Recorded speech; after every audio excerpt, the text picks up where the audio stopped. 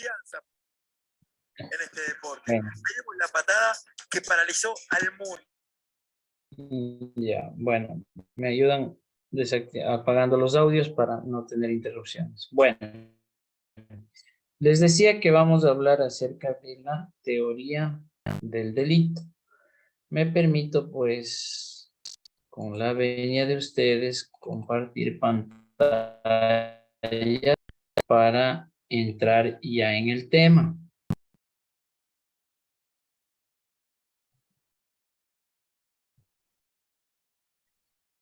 Hoy acerca de la teoría del delito.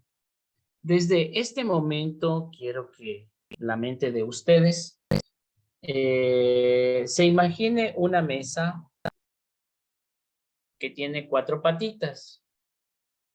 De que las 4 patitas estén bien cimentadas al piso, depende que se sostenga esa mesita.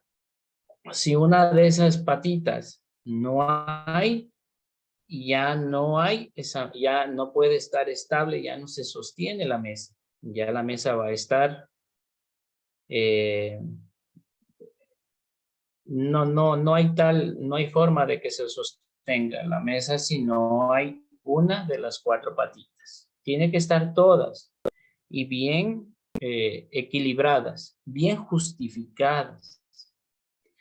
De esa manera, pues decimos que el delito es una mesita donde inicia con un acto o una conducta que puede ser por acción o por omisión. La tipicidad. Esta conducta tiene que ser típica.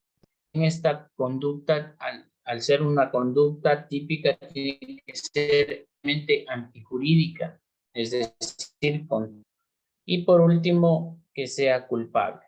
Pero cada uno de estos elementos, cada una de estas patitas tiene sus respectivos elementos, tiene que justificarse para que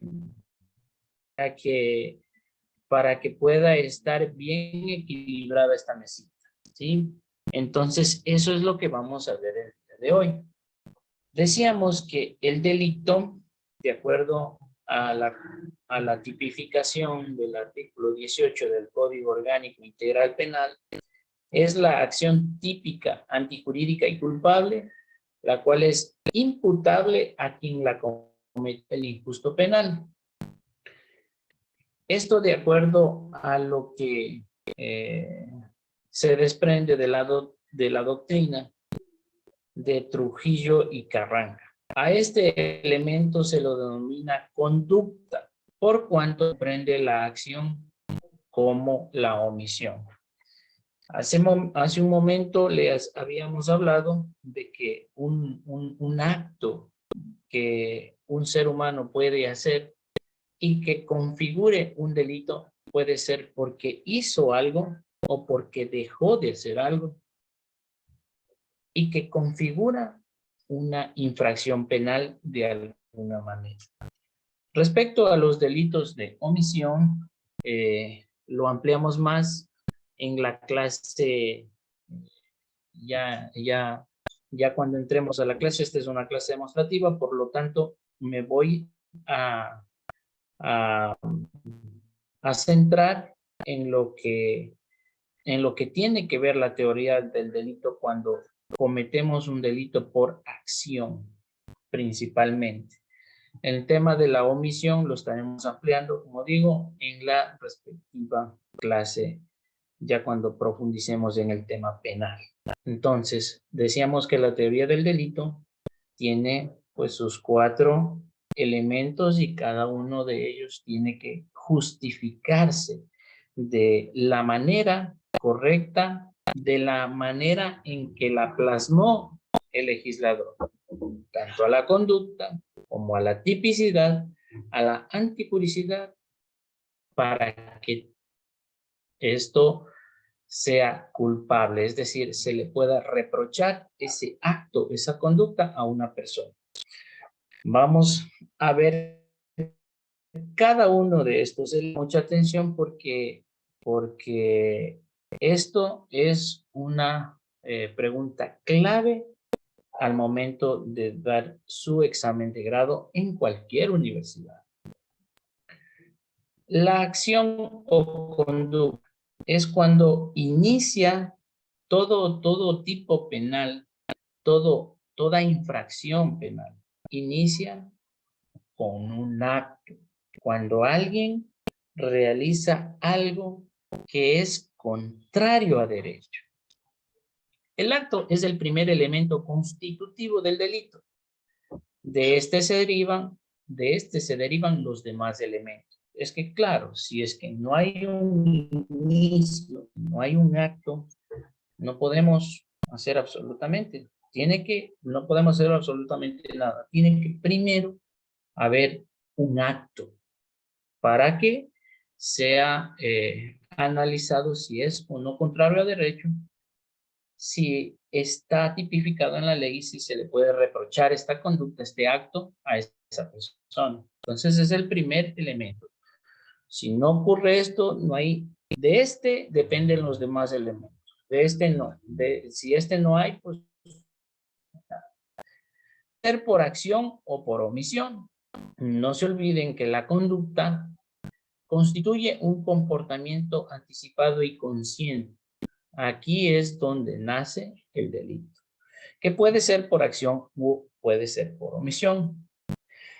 Aquí hay una fase interna y una fase externa. La fase interna es cuando idea a la persona, cuando planifica la persona. Dice, este tipo me cae mal y le voy a hacer daño. Entonces está pensando, el tipo pasa por aquí todos los días a las 6 de la mañana.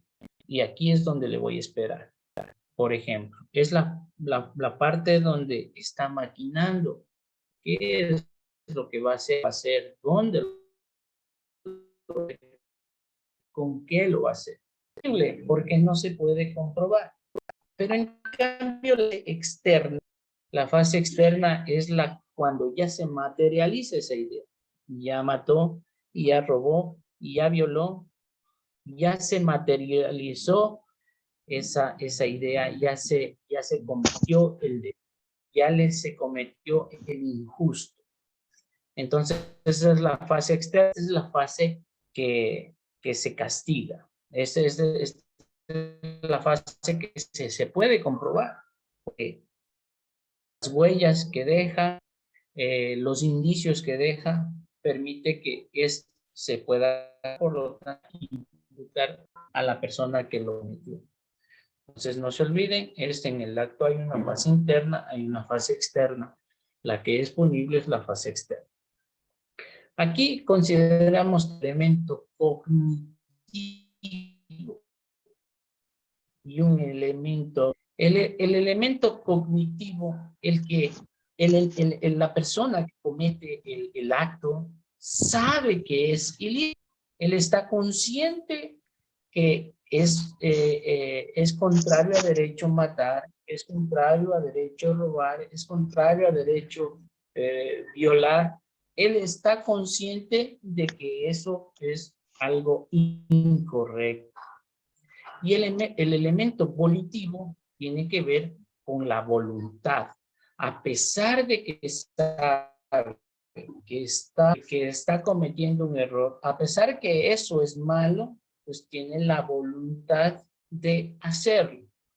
Por lo tanto, actúa contrario a derecho, porque tiene conciencia de lo que está haciendo y a pesar de eso, tiene esa motivación, esa voluntad para hacerlo.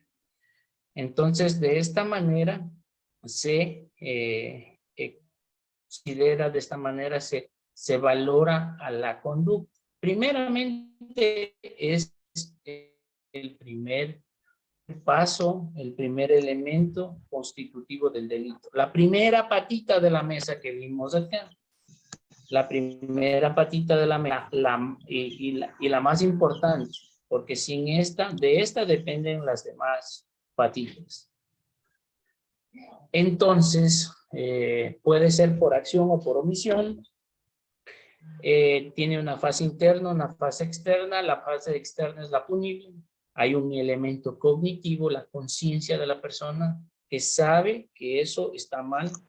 El elemento volitivo, hace que está mal, pues tiene la voluntad de hacerlo.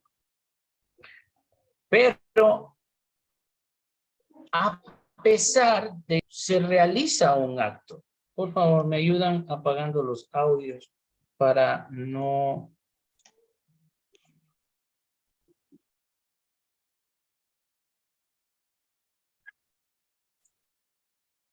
Estemos todos con los audios apagados para no desviarnos del tema. Ok. A pesar de que se cometió un acto, a pesar de que sucedió un acto que está tipificado en la ley como contrario a derecho, a pesar de eso, hay causas por las que se puede excluir la conducta. ¿Cómo es esto?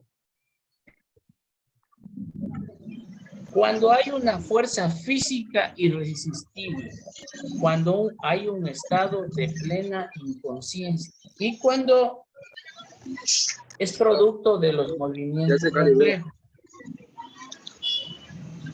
Ya está activo.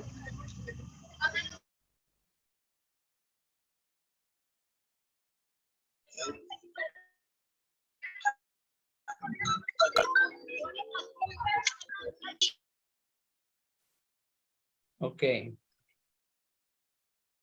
Por favor, me ayudan con los audios, ¿ya? Para que no nos desviemos del tema. Había dicho que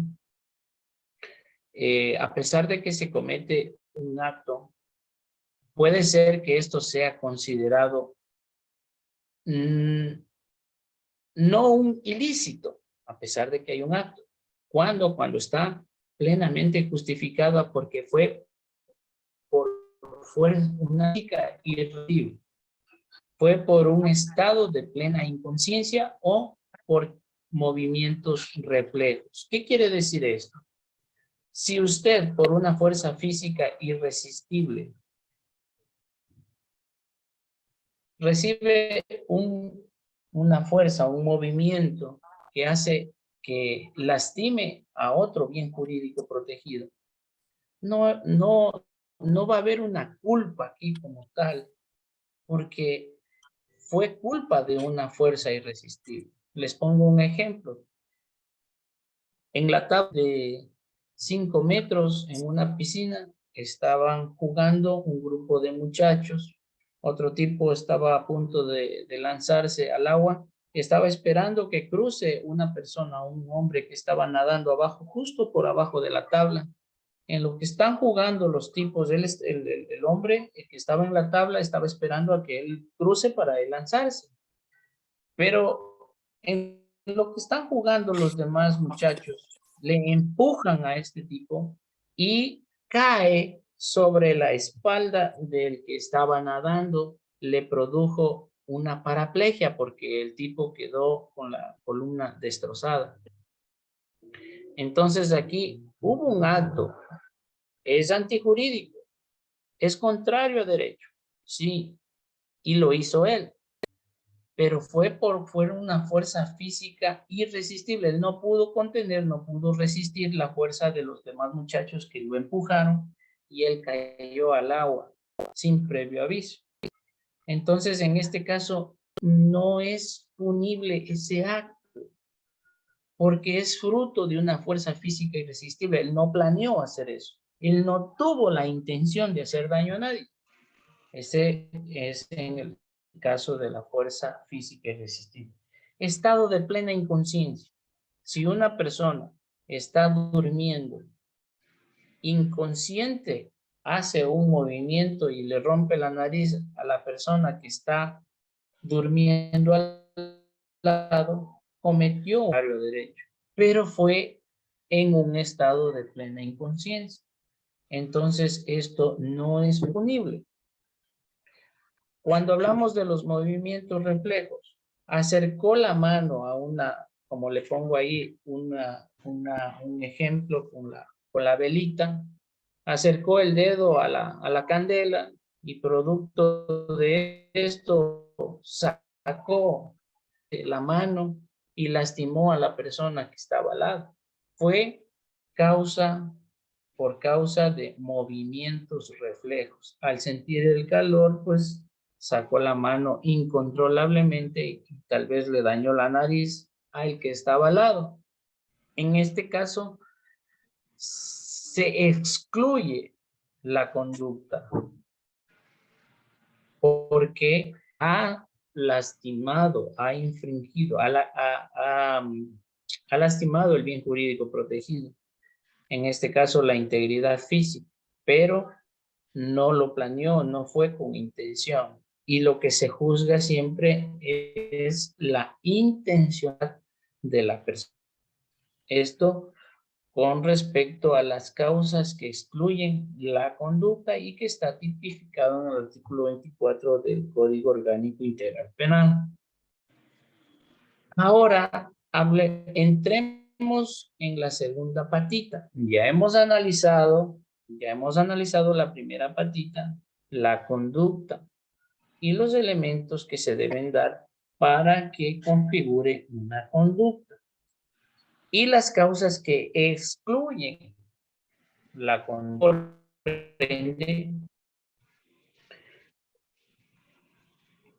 Entonces, hablemos, entremos en tipicidad.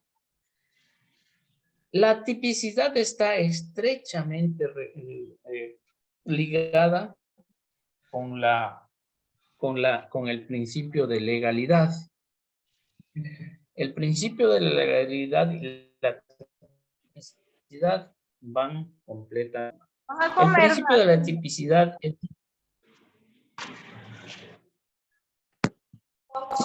Ayúdenme. Unas tortillitas. Luisa Valdivieso, por favor, ayúdenme apagando su audio, ¿ya?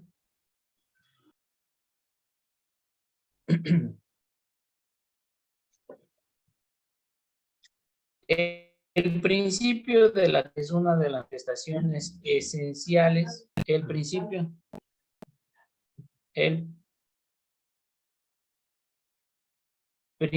de legalidad, que la más estricta adecuación entre la conducta prohibida descrita y el tipo o el hecho cometido por la acción u omisión. ¿Quién me dice o quién me hace acuerdo a qué es el principio de legalidad? ¿Qué tiene que ver, a qué se refiere el principio de legalidad?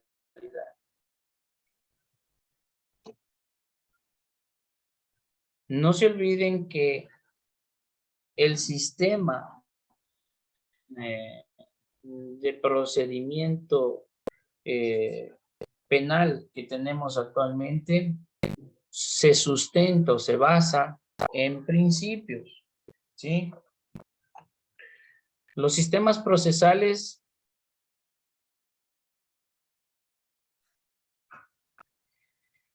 y el sistema procesal que actualmente nosotros tenemos se sustenta en principios. El principio de la legalidad es muy importante porque está estrechamente ligado con la tipicidad. El principio de legalidad son caracteres esenciales de la conducta. La forma, contenido y alcance de la infracción están definidos de manera expresa en la ley de tal manera que no quede margen de arbitrariedad en las autoridades en acción. El derecho fundamental enunciado incorpora la regla nullum crimen nulla pena sine lege. Esto es legalidad. Es decir, que no existe crimen sin que exista previamente una ley que lo manifieste, que lo especifique, que lo norme, que lo escrito eso que he vivido. No se le puede reprochar esa conducta a una persona de legalidad, ¿sí? Es nulo todo crimen si no hay una previa ley que lo tipifique. No se le puede reprochar a una persona el acto si no está manifiesto en la ley. Si ven cómo el principio de legalidad y la tipicidad están estrechamente relacionados, ¿sí? Entonces, esto, cada principio está involucrado con todos y cada uno de los actos procesales, porque estos principios son los que garantizan el debido proceso. Si estos principios no se aplican, eso está el debido proceso y no está bien encaminado, no se está asegurando la protección de los derechos fundamentales de los sujetos procesales. Entonces, noten cómo la tipicidad y el principio de la legalidad estrechamente ligados. Y en la acción completa, vamos a ir analizando cada uno de los principios, cómo se relaciona con cada uno de los actos procesales. En este caso, la tipicidad con la legalidad, ya vamos viendo su estrecha relación, ese matrimonio que hay. No pueden estar uno por un lado, otro por otro lado. Hablemos ahora sí netamente de la tipicidad. El artículo 25, la tipicidad. Los tipos penales describen los elementos de las conductas penalmente relevantes, pero la tipicidad tiene sus propios elementos que tienen que cada uno de ellos ser estrictamente justificados. Primeramente tenemos el elemento objetivo del tipo penal. Seguidamente tenemos el elemento subjetivo del tipo penal. Ojo, esto es pregunta de cajón en los exámenes.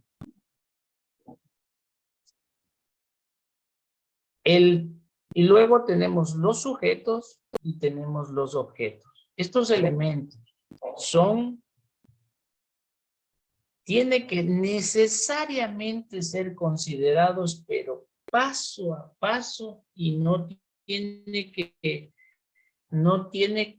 que estar plenamente justificado cada uno de sus pasos para que la conducta, el acto sea reprochable en todo momento a esa persona y por ende amerite una pena para esa persona.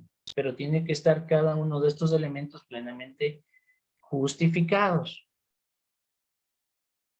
El elemento subjetivo, ¿a qué se refiere? Cada uno de estos tiene sus explicaciones, sus respectivos elementos. El elemento subjetivo, ¿qué significa? ¿Qué conlleva? ¿Qué contiene? Pues el elemento subjetivo, el elemento objetivo del tipo penal lo forman uno o varios verbos de tipo penal y las circunstancias complementarias. ¿Qué quiere decir esto? Ustedes pueden buscar, si tienen a la mano el Código Orgánico Integral Penal, y vean en el asesinato, en el estupro, en el sicariato, etcétera, etcétera, etcétera. Ustedes van a ver en cada uno de los tipos penales cómo uno o varios verbos rectores configuran la idea, describen la idea y las circunstancias complementarias que deben existir para complementar, para darle forma completamente a esa idea. Es como que en una oración nosotros hablamos del sujeto y el predicado. Entonces los verbos rectores son una parte, las circunstancias complementarias es lo que le configura completamente, completa la idea del tipo penal, para que nada quede en el aire. para que todo quede completamente tipificado en la ley, ¿sí? Entonces, eso tiene que ver con el elemento objetivo. Se conforma de los verbos rectores, que puede ser uno o pueden ser algunos, y las circunstancias complementarias, ¿sí?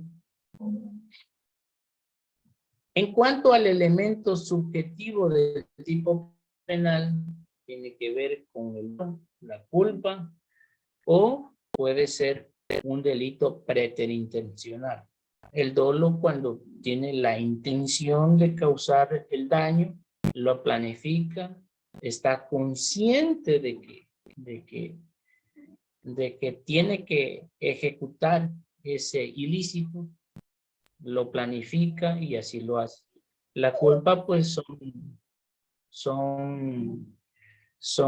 es la falta de cuidado, falta del deber objetivo de cuidado, y por ende, sin intención, lesiona el bien jurídico protegido.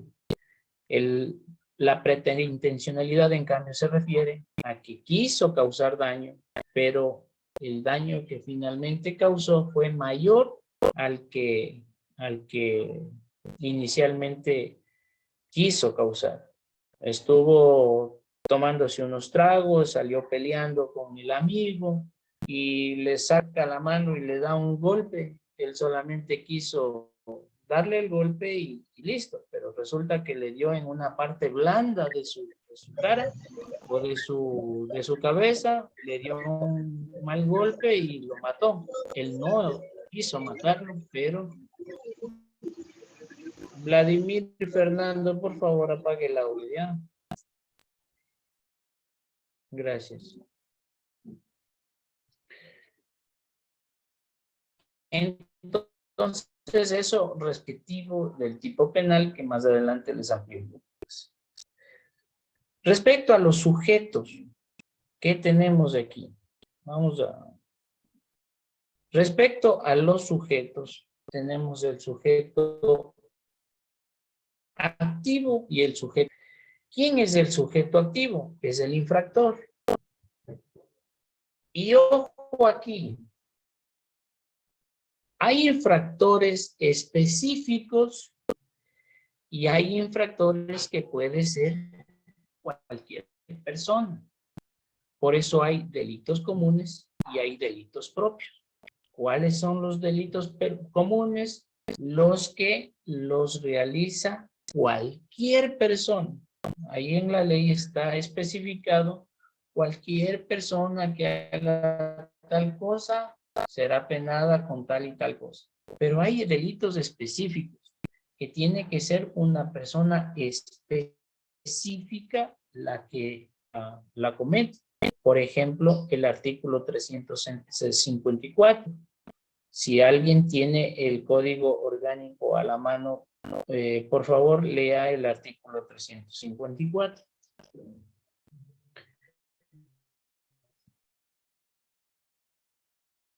¿Sí me están escuchando todos?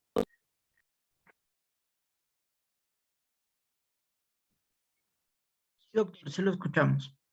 ¿Sí? ¿Estamos bien? Ok. Correctamente. Ok. Necesiten aclarar algo, ampliar algo, nada más me dicen y explicamos de tal manera. Alguien por favor lea el artículo 354 y lo comparamos con el artículo 144 de el Código Orgánico Integral Penal.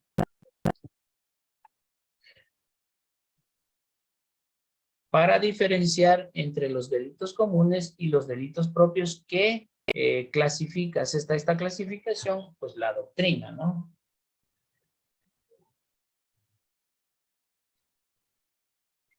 O les leo yo el artículo 354.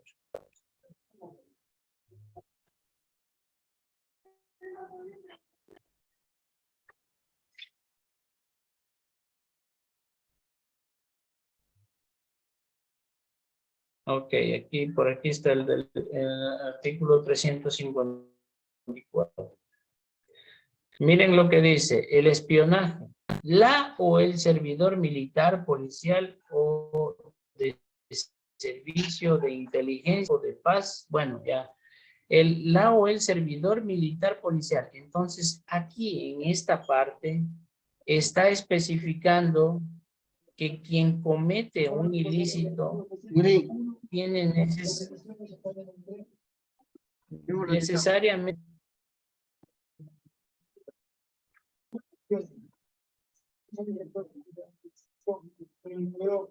Katy Quispe, por favor, apague. ¿Cómo era para grabar? Control, Windows. Control, Windows. Windows. Sí. Pero se graba solo a partir de ahorita.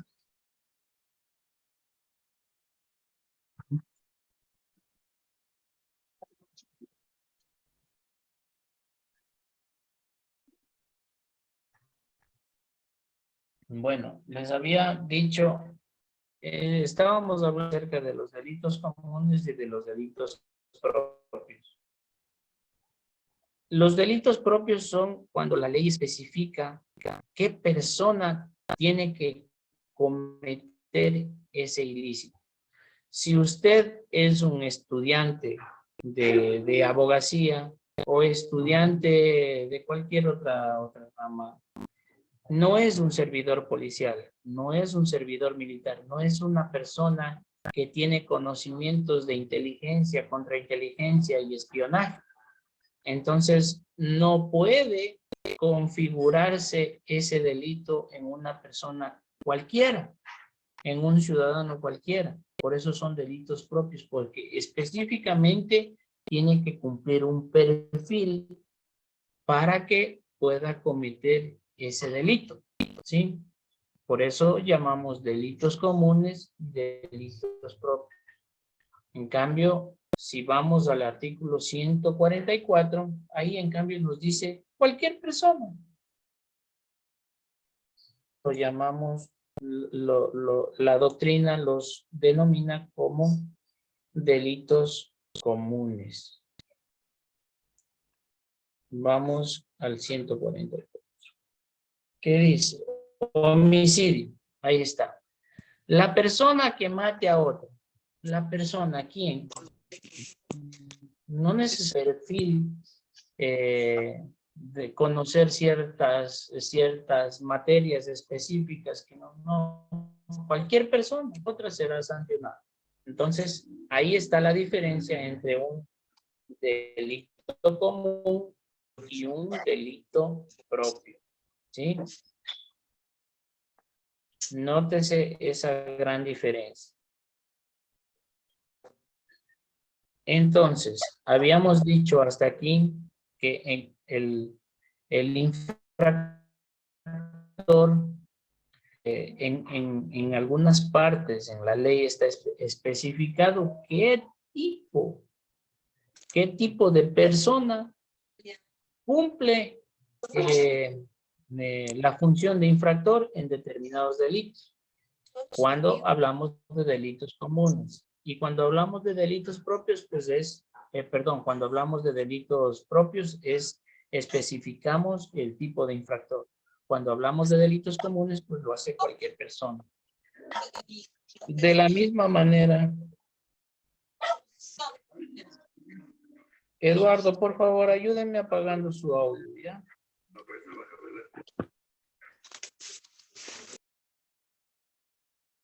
Por favor, asegúrense de que los audios estén apagados, ¿ya? Porque el sonido no me deja continuar. En cuanto a la víctima, también hay víctimas que según la ley puede ser cualquier persona. Ustedes pueden leer el artículo 170, cualquier persona. Pero si vamos al artículo 167, especifica qué tipo de víctima es esta o qué condiciones tiene que cumplir. La víctima configura el tipo penal, en este caso es el estupro. En el caso del estupro, la persona tiene que ser mayor de 14 años y menor de 18 años para que configure el estupro. No puede haber estupro en menores de 14 años o en mayores de 18 años. Hay otro tipo penal, pero ya no el estupro. Para que sea estupro tiene que configurarse. O sea, la víctima tiene que estar en ese rango de edad, ¿sí? En otros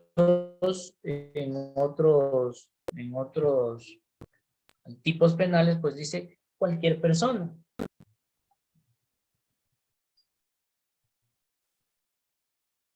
Ahora, respecto, estamos en los sujetos. Ahora, el Estado.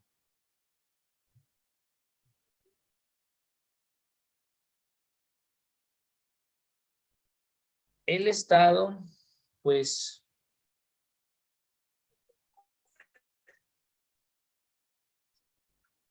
ejerce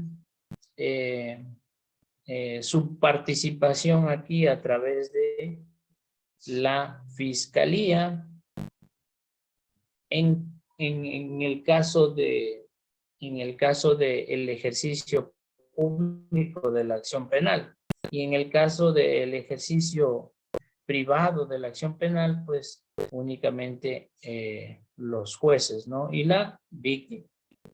La víctima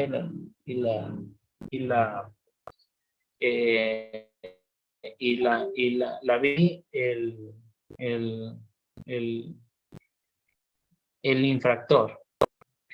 Con respecto a los objetos, el objeto material y el objeto jurídico. ¿Qué es el objeto material? La persona o cosa sobre la cual recae la infracción. Persona o cosa sobre la cual recae la infracción, que no siempre recae sobre la víctima. El objeto material no siempre recae sobre la víctima. Por ejemplo, en el caso del hurto, yo esperé a que se descuide el dueño y hurté, me robé, qué sé yo, una computadora.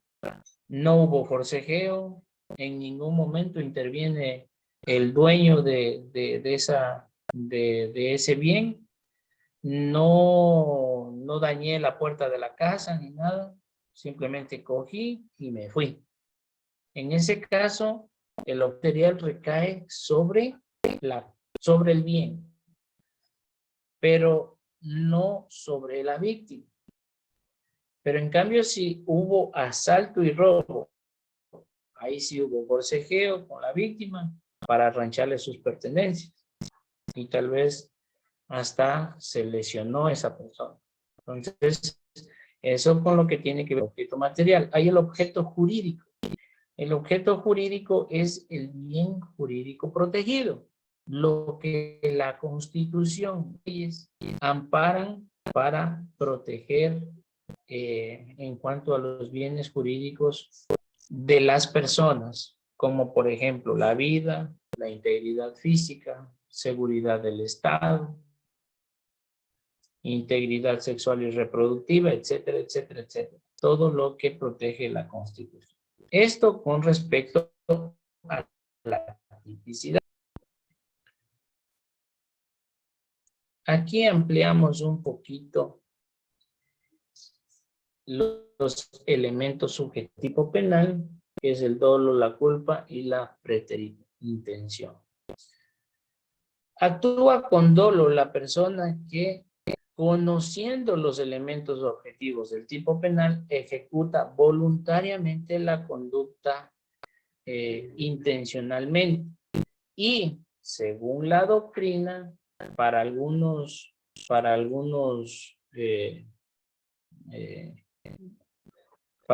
juristas hay el dolo de primer grado, el dolo de segundo grado, el dolo de tercer grado. Para otros juristas lo clasifican como dolo directo, dolo indirecto, dolo eventual. El dolo de primer grado es el dolo puro, el que quiso causar daño, el que quiso matar, el que quiso asesinar, el que quiso violar, etcétera, etcétera, etcétera. Lo planificó, lo ideó y lo ejecutó. Lo hizo con conciencia de lo que hacía. El dolo de segundo grado estuvo menos consciente de que iba a causar semejante daño. Y el dolo de tercer grado quiere decir, el dolo de tercer grado lo asocian directamente con la culpa, que realmente no tuvo intención de causar daño y lo clasifican como un dolo de tercer grado. Y ese dolo de tercer grado finalmente concluyen muchos juristas que el dolo de tercer grado es la culpa, que no tuvo intención de eso. En cambio, con respecto al dolo directo, el dolo directo recae sobre la persona que quiso dañarle, sobre la persona que quiso causarle daño. Por ejemplo, aquí es un ejemplo, un terrorista quiso matar a un político y para eso pues instala una bomba en el vehículo donde se transporta el político. Cuando echa a rodar el vehículo, pues, boom, reventó y lo mató al político. Se cumplió el dolo directo. Le hizo daño a él. Indirecto, ¿qué pasa? Cuando revienta el vehículo por la bomba, mata también al chofer que iba conduciendo el vehículo. A eso le llaman un dolo indirecto. Dolo directo al que quiso hacerle daño. Dolo indirecto al que estuvo al lado. Y dolo eventual a las personas que aledañas estuvieron en esa calle por donde se transportaba el vehículo y fueron víctimas de la onda expansiva y salieron lastimados con esquirlas y ese tipo de cosas. A eso se refiere el dolo indirecto, el dolo de primer grado, segundo grado y tercer grado. El primer grado que efectivamente Que la insulina es buena. él está consciente de que va a causar daño. El de segundo grado, pues, que está ligeramente consciente de que puede suceder algo más grave, pero no lo evita. Y el de tercer grado, que casi no tiene la intención de causar daño, la culpa, ¿sí? Entonces, eso con respecto al... Con respecto a la culpa, la persona que infringe el deber objetivo de cuidado que personalmente le corresponde, produciendo un resultado dañoso. Esta conducta es punible cuando se encuentra tipificada como infracción en este código. Es decir, los accidentes de tránsito, por ejemplo. Salió una persona, condujo su vehículo y tuvo un accidente, pero él no salió planificando, no salió pensando en hacer daño, no, sino que infringe un deber objetivo de cuidado. Por ejemplo, no respetó el disco pare y esto produjo pues que cometiera desembocó pues en un accidente de tránsito. ¿Sí? La preterintencionalidad. La persona que realiza una acción u omisión de la cual se produce un resultado más grave de aquel que quiso causar y 2/3 de la pena. Cuando realiza un acto, quería hacer daño, tenía la intención de hacer daño, pero no tenía la intención de hacer el daño con la gravedad que finalmente lo hizo. A eso se refiere la preterintencionalidad. Avancemos ahora a hablar de la tercera patita del delito, la antijuricidad. ¿Qué es? Para que la conducta penalmente relevante sea antijurídica, deberá amenazar o lesionar sin justa causa un bien jurídico protegido por este código. Se entiende como todo comportamiento contrario a derecho. Eso es la antijuricidad. Antijuricidad es todo lo que es contrario a derecho. Esa es la parte más clave de la antijuricidad. Antijuricidad es todo comportamiento o es todo acto que es contrario a derecho, el cual implica la realización de un juicio de valoración, ya que si una conducta se adecua a un injusto penal, estaría demostrando señales de presencia de la antijuricidad, salvo que presente causas de justificación, donde la propia actuación contra de ella. En palabras de Yeshek, la antijuricidad es la contra la acción de una norma jurídica, en tanto el injusto es la propia acción valorada antijurídicamente.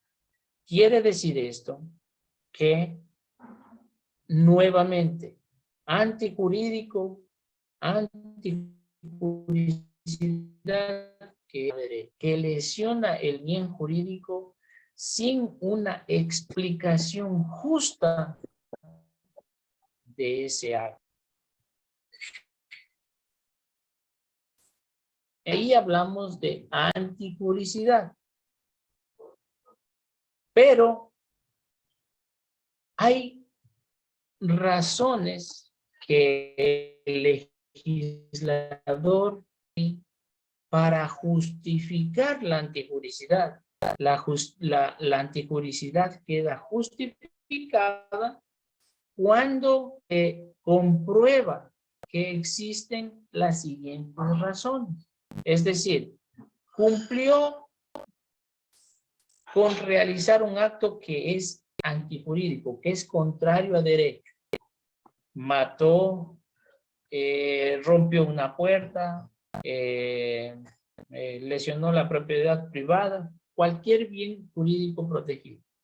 Pero si se encuentra justificado en esto que está aquí, ya no hay antijuricidad. Por lo tanto, ya no es punible. ¿Cuáles son estas? Exclusiones de la antijuricidad. Artículo 30. Causas de exclusión de la antijuricidad. No existe infracción penal cuando la conducta típica se encuentra justificada por el estado de necesidad o la legítima defensa. Y tampoco existe infracción penal cuando se actúa en cumplimiento de una autoridad competente o un deber legal debidamente comprobado. ¿Qué quiere decir esto? Que cuando hay si una persona robó alimento porque tenía hambre y necesitaba comer y robó solamente lo que necesitaba para comer, porque otra, y aquí hay un bien jurídico que se debe proteger y que es más importante que el alimento que haya robado de otra persona, que es la vida, porque si no come, pues va a vida física, va a afectar a la vida de esta persona. Entonces hay un estado de necesidad. Robó, necesitaba alimentarse. En este caso no hay una conducta punible. Cuando hay legítima defensa, cuando se justifica la legítima defensa, y ahí las formas de justificar la legítima defensa, por ejemplo, que la agresión sea en ese momento. No se puede alegar la legítima defensa una hora después de que ya me agredió. No, tiene que ser la acción en ese momento. Del ataque se defendió y por defenderse lo lastimó. Ahí se amerita la legítima defensa. Hay reglas para justificar la legítima defensa. Se excluye la antijuricidad. El agente pues está cumpliendo su deber legal y está esto debidamente comprobado. ¿Qué quiere decir? Que un policía, por ejemplo, manda el alto a un infractor. El infractor no obedece y sigue cometiendo el ilícito y tal vez está buscando un arma para atacar en su afán de huir, en su afán de escapar, en su afán de defenderse, pues él tal vez tuvo la intención de atacar contra un agente de la policía. Entonces el agente de la policía pues se defendió. Está actuando en su deber legal. En estos casos no hay antijuricidad, se excluye la antijuricidad.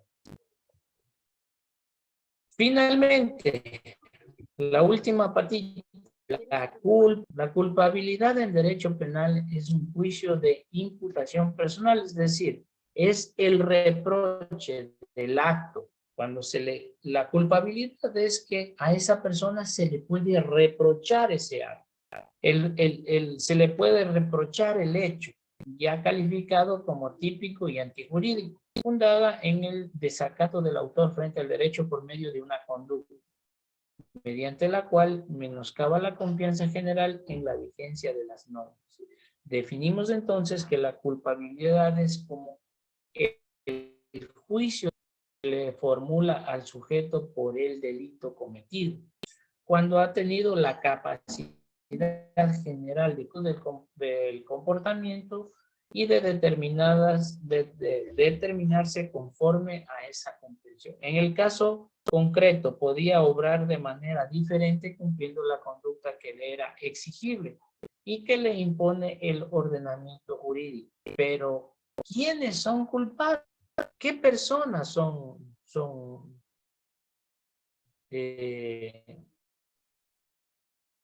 a ver, la mano, vamos a ver. Iván. Buenas noches. Buenas noches, doctor Núñez, abogado Núñez. Mi pregunta era, estábamos hablando de la conducta típica. ¿Me puede fundamentar algo más sobre la conducta atípica? Perdón, no le entendí la pregunta. Que habló bastante de la conducta típica. ¿Me podría formular también lo de la conducta típica? Lo de la conducta típica. Yo ya hablé acerca de la tipicidad. No sé si usted entró aquí No, es que cuando entré recién, disculpará. sí. Bueno, empezamos a Ya, las 8 y disculpe, claro, disculpe, abogado Núñez, fue mi error, disculpe, no sí. entré recién, disculpará. Y con todo esto se está grabando y Claro, que suba a algún correctamente, drive para que ustedes puedan revisar, ¿ya? ya, Pero con sí, todo esto, en las clases que damos aquí, se amplía mucho más esto, pero ya en un momento les recapitulé, hemos hablado hasta el momento, ¿ya? muchas gracias, con Decíamos, permiso. sí, claro. Gracias a usted por participar. Hablábamos de la culpabilidad. Definimos entonces la culpabilidad como el elemento, el acto, cuando llega al momento de que a esa persona sí se le pueda reprochar el acto cometido. Pero ¿cuáles son las condiciones para que se le pueda reprochar esta conducta a una persona? Son estas. Culpabilidad. Necesariamente el infractor tiene que ser ¿quiénes son imputables? Ustedes a estas alturas ya saben quiénes no son imputables y quiénes sí son imputables. Son imputables las personas mayores de 18 años. Los menores de 18 años no son imputables. Los menores de 18 años son inimputables. Por eso las conductas que cometen los menores de edad no se procede de acuerdo al Código Orgánico Integral Penal, sino a de adolescencia. ¿Sí? Entonces, para que se pueda reprochar la conducta de una persona, tiene que primeramente ser imputable, ¿sí? Tiene que ser mayor de 18 años y tiene que no ser una persona demente. Tiene que estar consciente de las cosas que haga. Tiene que ser mayor de edad y tiene que tener conciencia de lo que es bueno y lo que es malo. Entonces, ahí sí es una persona imputable. Eso por un lado. Por otro lado, tiene que esta persona tener conciencia de la antipuricidad, ¿sí? Tiene que tener conciencia de la antipuricidad. Tiene que ser una persona efectiva. Esa persona conocía, tenía conciencia de que lo que estaba haciendo es malo, pero sin embargo tuvo la voluntad propia de hacer daño sabiendo que estaba haciendo daño. ¿Sí? Entonces, para que se le pueda reprochar un acto a una persona, tiene que ser imputable y tiene que tener conocimiento de la antijuricidad. Puede ser que la persona, recuerden, al inicio habíamos dicho que el delito en sí es una mesita que tiene 4 patitas, que empieza con un acto, con una acción u omisión, que es típico, que realmente que debe ser culpable. Pero ¿qué pasa? Que ese acto típico antijurídico lo cometió. ¿Será reprochable ese acto a esa persona demente? ¿Se le podrá juzgar de acuerdo al Código Orgánico Penal? ¿Se le podrá imputar una pena de X años de cárcel? No. Las medidas, otras medidas como internarlo en un centro donde le vayan a dar la atención que esta persona necesita porque es un demente. Ya no amerita imputarle ese hecho a esa persona, porque imputarle ese hecho a esa persona significa aplicar el Código Penal sobre él. Pero si es un demente, ya no podemos hablar de la... Entonces, en este caso ya no hay delito. Si hay delito, se procede por el Código Orgánico Integral Penal, porque se supone que hay delito cuando la persona es imputable y tenía conocimiento de la antijuricidad. Es decir, esa persona sabía que lo que estaba haciendo es contrario a derecho y sin embargo tuvo la voluntad de hacerlo. Ahora, en esto no vamos a indagar mucho porque es bastante lo que hay que explicar, pero les voy a hablar a breves rasgos acerca de estas novedades que tenemos actualmente, que están en nuestro código, contempladas en nuestro Código Orgánico Integral Penal, y es el error de tipo y el error de prohibición. ¿Qué es el error de tipo? ¿Y sobre qué patita de la mesa del delito recae? El error de tipo recae sobre la tipicidad. ¿Hay error de tipo cuándo? ¿Qué dice aquí? No se olviden, primeramente tienen que reconocer que cuando hablamos de error de tipo, estamos hablando que no está configurando correctamente el acto reprochable de una persona con lo que está escrito en la ley. Si no está configurado de una manera el acto con lo que está configurado en la ley, ahí estamos hablando de un error de tipo. Y dice así que no existe infracción penal cuando por error o ignorancia invencibles debidamente comprobados se desconocen uno o varios elementos objetivos del tipo penal. Si el error es vencible, la infracción persiste y responde por la modalidad culposa del tipo penal. En cambio, si aquella existe, el error invencible que recae sobre la circunstancia agravante o sobre un hecho que califica la infracción impide la apreciación de esta por parte de las juezas y jueces. Aquí se juzga cuando es vencible, es decir, que si tuvo conocimiento, ligeramente tuvo conocimiento de que iba a cometer un ilícito, y cuando es completamente invencible, no tuvo conocimiento de que iba a cometer el ilícito, sin embargo, lesionó el bien jurídico protegido. Entonces aquí podemos alegar un error de tipo. Y en este caso los abogados, para plantear una defensa, nos valemos mucho del error de tipo y del error de prohibición para comprobar la inocencia o atenuarle la pena a nuestro defendido.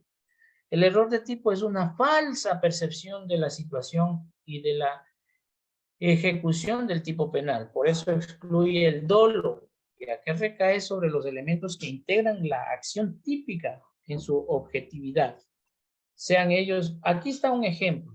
En el caso de una persona que lleva una maleta que contiene varios kilos de cocaína y trata de pasar por el control de un auto, pero no sabe que lleva la droga. Esta fue introducida en su maleta por un tercero malintencionado. ¿Qué pasa en este caso? Una persona ingresa al aeropuerto. Una persona ingresa al aeropuerto y se descuida. La maleta la tiene al lado, se descuida, está hablando por teléfono, dio la espalda a su maleta. En ese trayecto alguien cambia su maleta, la maleta que él tenía originalmente, con una maleta que alguien le cambió. Y se va a pasar el filtro para ingresar para ya tomar su vuelo. En ese trayecto le descubren que anda con droga, porque pasó por los rayos X y descubrieron que esa maleta tiene droga, pero él no. ¿Y eso cómo se comprueba? En las cámaras ya luego en la investigación, en las cámaras del aeropuerto se determina efectivamente, él ingresa con una maleta y alguien le cambia la maleta. Entonces, aquí hablamos de un error de tipo. No configura ya ese tipo penal porque él no tuvo la intención de llevar la droga. Entonces, él no está cumpliendo, no está cometiendo una infracción. Fue víctima fue víctima de un acto ilícito. Esto, por ejemplo, en un error de tipo. Y ya en la clase, pues nos expandimos con más ejemplos y explicamos mejor esto. Ahora hablemos del error de prohibición. El error de prohibición cae sobre la tercera patita del delito, que es la antijuricidad. No se olviden, el error de tipo recae y tiene que ver directamente con la tipicidad, pero el error de prohibición tiene que ver directamente con la antijuricidad, la tercera patita de la mesita esta del delito. El error de prohibición, esto es importantísimo también.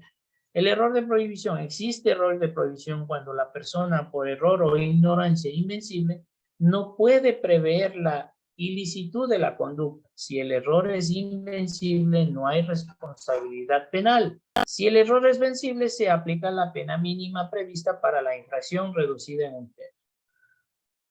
Por ejemplo, El indígena de la Amazonía ecuatoriana, o bueno, un indígena ecuatoriana o de Bolivia, masca la coca, siendo normal en su cultura. Al haber viajado a la ciudad de Quito, desconoce que este hábito de mascar coca no está permitido y lo está haciendo en la calle libremente. Él no tenía conocimiento de la antipuricidad, por lo tanto no se le puede imputar una pena. Entonces, aquí tiene que, por eso les decía, esto, el error de prohibición tiene que ver netamente con la antijuricidad. Entonces, recapitulando, hemos dicho, hablamos, el tema central era hablar acerca de la teoría del delito. Decíamos que el delito es una mesita que tiene 4 patitas. Primero, el acto o conducta. Esta es la más importante, esta patita es la más importante. El acto, la conducta, la tipicidad, la antijuricidad y por lo tanto si se puede reprochar a esta persona culpable. Y finalmente pues la consecuencia es una pena.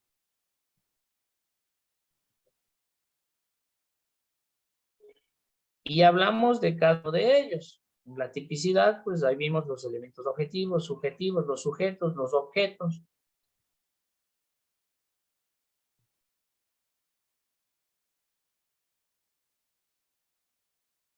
Hemos analizado uno de ellos y hemos analizado brevemente, no analizado, porque esto de analizar es bastante profundo, pero sí ya no es parte de la teoría del delito, pero sin embargo, cuando nosotros comprobamos esto, el error de tipo o el error de prohibición, esto depende muchísimo para atenuar una pena o para comprobar o para atenuar la pena, como dije hace rato. Preguntas hasta ahí, mis estimados estudiantes.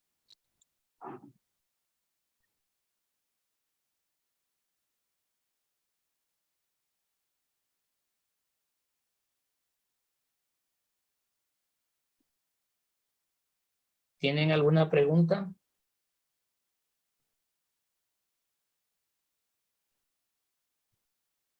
Bueno, el día de hoy para ustedes, el personal administrativo de Legalex me ha pedido muy gentilmente que prepare una clase demostrativa para ustedes.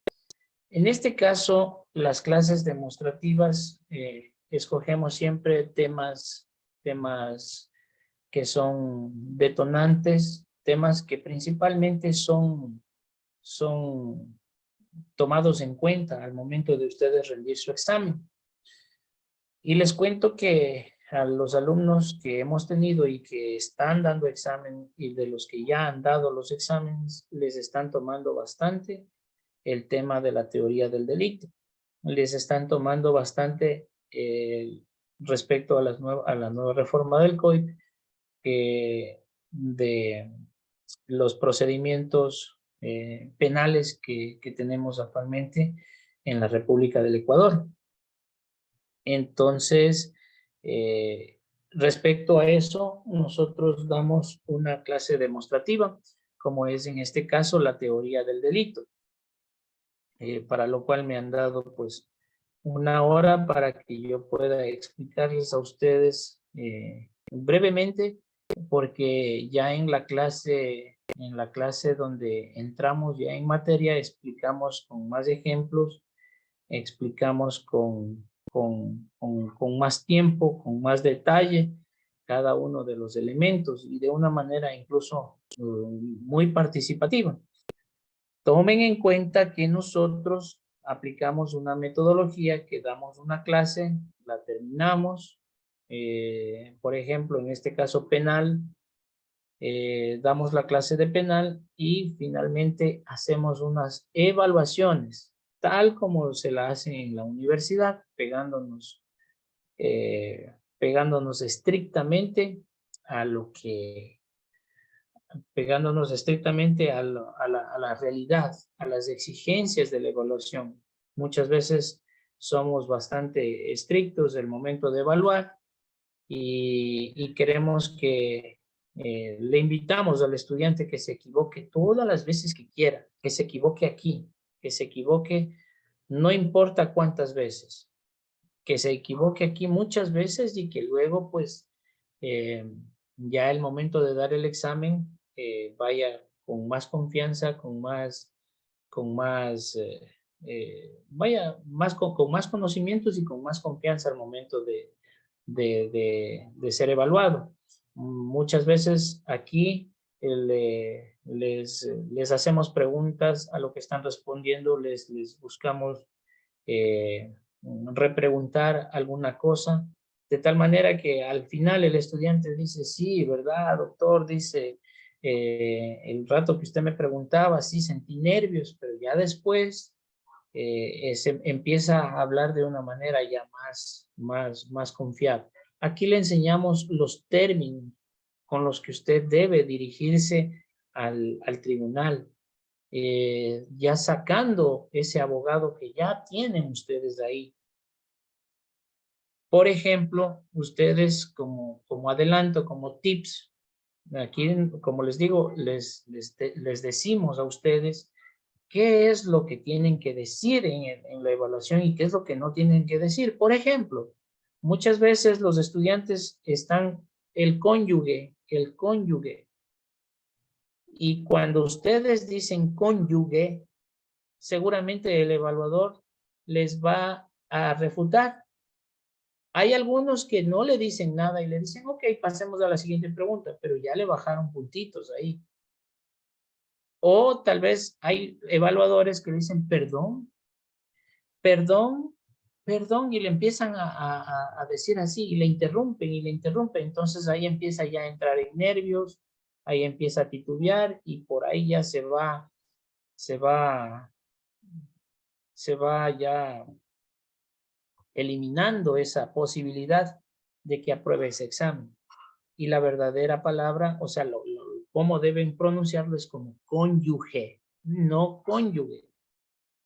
Y a pesar de que se dice en las evaluaciones que aquí hacemos el cónyuge, perdón, ahí ya van a entender, perdón, cónyuge. Otra cosa que cuando ustedes van al examen, está prohibido para ustedes decir el COGEP, el COIP, no puede decir eso. Tiene necesariamente que decir el Código Orgánico General de Procesos, el Código Orgánico Integral Penal.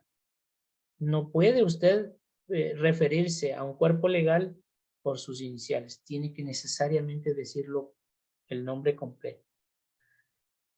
En fin, esas cositas, luego de que se da la charla, luego de que se explica punto por punto los temas más detonantes que les van a preguntar en el examen, que nosotros ya tenemos identificados y que les hacemos repasar, bueno, luego de eso vamos ya a la evaluación, evaluamos y ya en la evaluación se va puliendo muchas asperezas, se va puliendo todas las asperezas posibles a la final que hemos tenido un acierto bastante elevado. Y les cuento así que hubo un estudiante que no aprobó de los estudiantes nuestros, pero era porque el estudiante nunca ingresó a las clases y tampoco ha sabido revisar el material que nosotros cargamos en el Drive para que puedan revisar. Entonces, en ese caso, el estudiante también reconoció, es verdad, sí, milagros